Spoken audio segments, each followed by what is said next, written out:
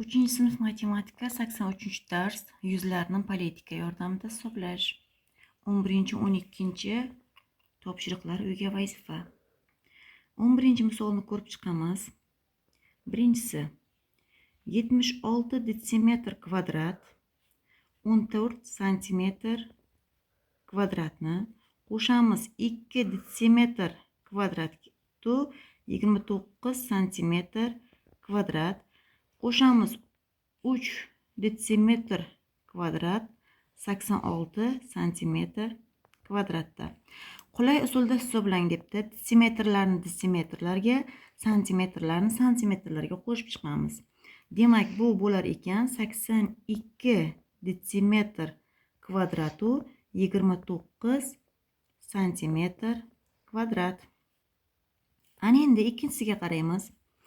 Ikkinchisi 57 santimetr kvadrat 32 millimetr kvadrat qo'shamiz 53 santimetr kvadrat 96 millimetr kvadrat qo'shamiz 47 santimetr kvadrat 4 millimetr kvadratga. Mana shu yerda hisoblashda ehtiyot bo'lasizlar. Bu yerda ham santimetrni santimetrga, detsimetrlarni millimetrlarni millimetrlarga qo'shamiz. Mana bu ikkinchi qo'shiluvchimizda 53 santimetrni 47 santimetrga qo'shib olamiz. 96 millimetrni 4 millimetrga qo'shib olamiz. Shunda 100 millimetrimiz 1 santimetr bo'ladi. Buni hisoblagan vaqtimiz 101 santimetr kvadrat bo'ladi. 101 santimetr kvadratimizda 57 santimetr 32 millimetr kvadratga qo'shgan vaqtimizda natijamiz bo'ladi 158 santimetr kvadratu 32 millimetr kvadratga. Ana endi 12-chi topshiriqqa qaraymiz. Daftaringizga bulut rasmini chizing. Uning yuzini hisoblash uchun politika sifatida katak qog'ozdan foydalaning debdi. Bulutning yuzi kataklarga nimaga teng debdi. Biz bulut rasmini chizamiz.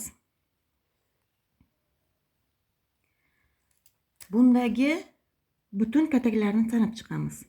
1 2 3 4 5 6 7 8 9 10 11 12 13 14 15 16 17 ta 18 ta. Ana endi yarimta kataklarni sanab chiqamiz. 1 2 3 4 5 6 7 8 9 10 11 12 ta. Ana endi butun kataklarimizni soniga yarimta kataklarni sonini 2 ga bo'lib qo'shib olamiz.